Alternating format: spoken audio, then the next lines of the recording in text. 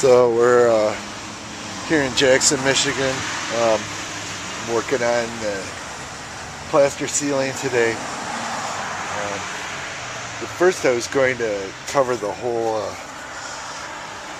ceiling with drywall, but I think I can patch it now. I've talked to a friend of mine who lives in New York who said that there was these plaster washers that work pretty well. So I think I'm going to go that route. We'll save everybody money and time and labor. I'd have to sling around some 12-foot drywall sheets, and I work alone. I don't have a crew, so that would be kind of rough to do that. So I got the ceiling pulled up into place. These plaster washers. All I gotta do is fit a patch in here, patch it up.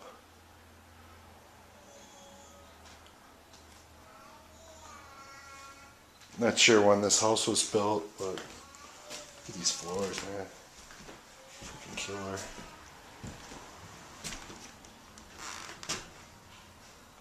Two different types. It's a really nice touch.